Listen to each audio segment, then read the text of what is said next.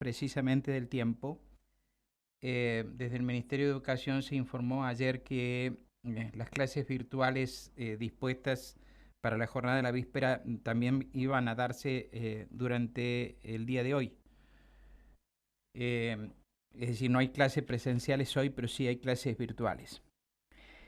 El tema de la educación es una de las cuestiones tan preocupantes durante esta época de la pandemia, porque hay advertencias permanentes desde los sectores académicos eh, acerca de las consecuencias que puede tener para los estudiantes en el futuro las condiciones en que actualmente se desarrolla el dictado de las clases.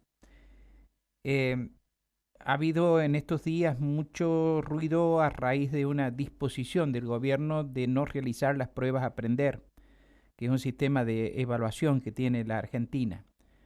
Aunque en realidad el ministro Trota dijo que se van a realizar las evaluaciones como parte de un conjunto más completo de herramientas, dijo, para evaluar el sistema educativo y así conocer qué aprendió en este tiempo, qué aprendieron los estudiantes en este tiempo excepcional de pandemia, ¿no? De manera tal que no se hará la prueba a aprender, pero se hará otro sistema de evaluación. Y esta mañana he visto como uno de los títulos en uno de los diarios de Buenos Aires que todas las mañanas recorro, en este caso el diario La Nación, en el que habla de que el cierre de las escuelas es perjudicial también a largo plazo, y entonces da a conocer un informe que un alumno de segundo grado sin clase 6 meses habrá perdido un año y 1,8 años al cursar el tercero del secundario. Esto es como una proyección de lo que puede llegar a ocurrir. Y cita estudios que se han dado a conocer acerca de la pérdida de aprendizaje acumulada y pérdidas potenciales en el aprendizaje a largo plazo debido al COVID-19 sin mitigación. ¿Irá a pasar esto? ¿No irá a pasar? Bueno, lo están advirtiendo.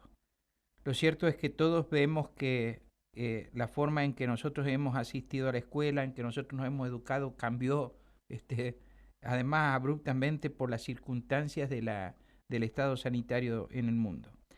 Tengo comunicación con la Magíster Surma Perazzi, que es decana de la Facultad de Ciencias Humanas, pero antes de ser decana de la Facultad de Ciencias Humanas es una investigadora en evaluación educativa, para que, bueno, le hemos pedido que nos atienda para hablar sobre qué podría pasar y qué puede pasar con la evaluación educativa o qué evaluación habría que hacer para saber en qué estado estamos.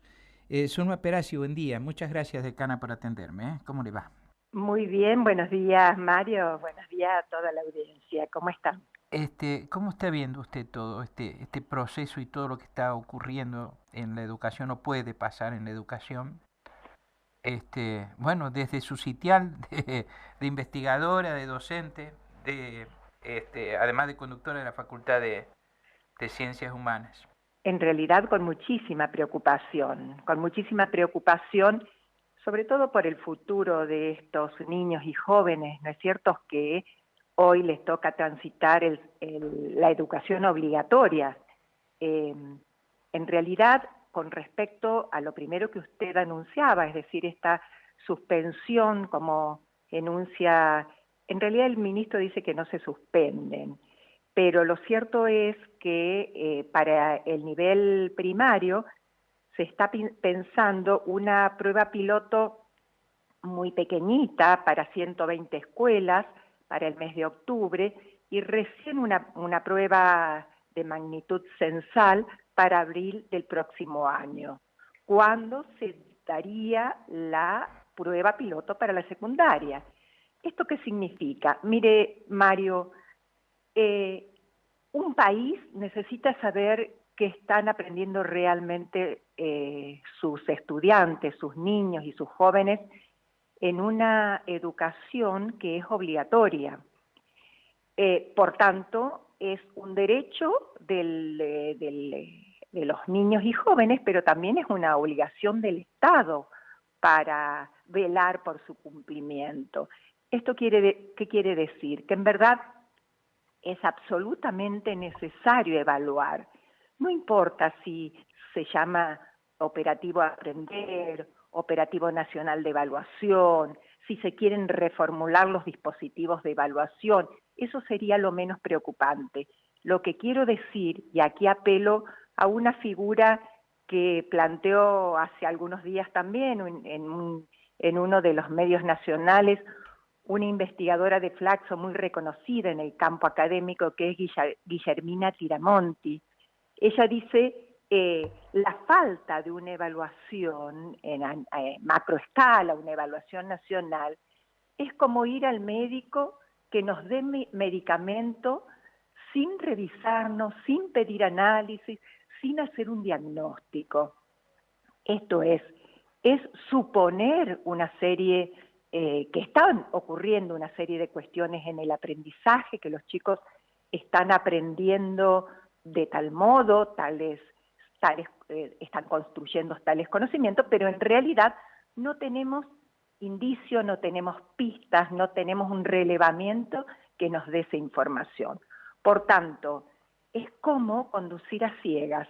Ujú. Y de verdad me parece realmente preocupante porque claro que se entienden las condiciones sanitarias que ocurren a nivel del país y a nivel mundial, pero me parece que si se va a hacer el esfuerzo de intentar en octubre hacer una experiencia piloto, al menos deberían recuperarse una prueba muestral que sea representativa. Por ejemplo, a nivel primario, en Argentina tenemos alrededor de 22.000 escuelas primarias, algo más.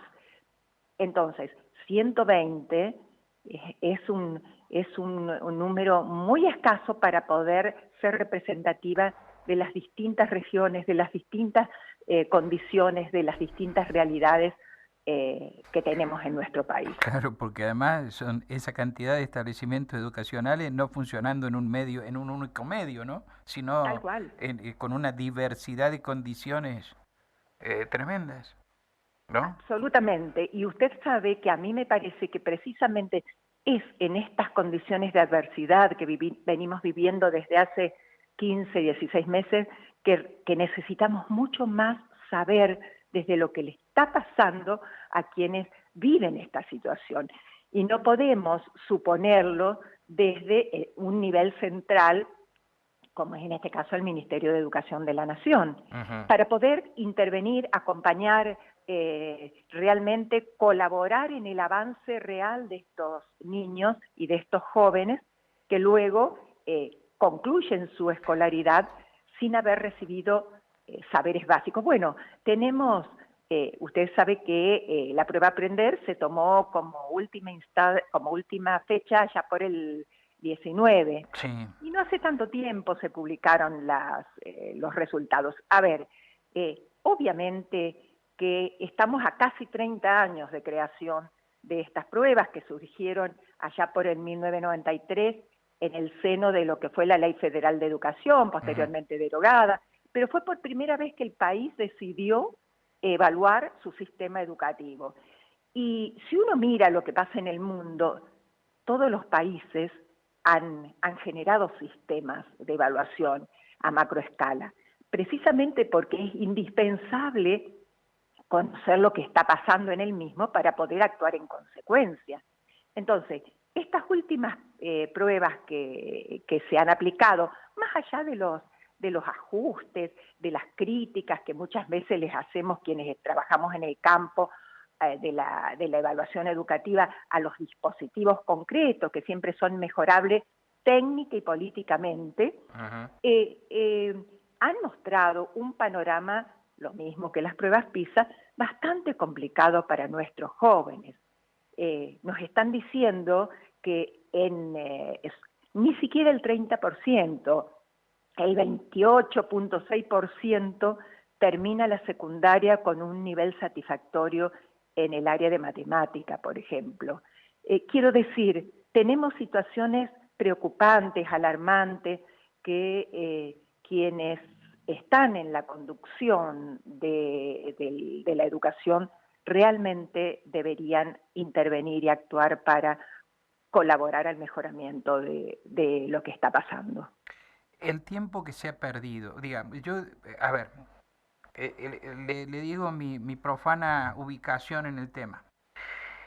Yo digo, si a nosotros, si en el mundo se tomó un método con todas las diferencias que pueda haber de condiciones, etcétera, de una método en cuanto digamos, a que hay que ir a la escuela una determinada cantidad de años y hay que tener determinados conocimientos al finalizar los estudios, porque de esa manera nos vamos a desenvolver mejor en el mundo.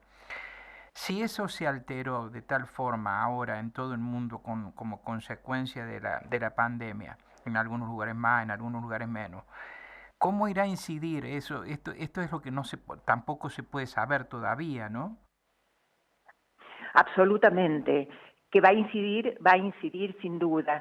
Hay autores que ya están hablando de la cicatriz que va a dejar precisamente esta situación y que en algunos sectores, y todos sabemos eso, en los sectores menos favorecidos, Ujú. socioeconómicamente hablando, estas cicatrices van a ser mucho mayores. Entonces, me parece que ahí está precisamente la responsabilidad del gobierno de actuar cuanto antes, porque sin duda, quienes estamos en educación sabemos que la construcción del vínculo, y sobre todo en ciertas edades, del vínculo, de la relación, Ujú.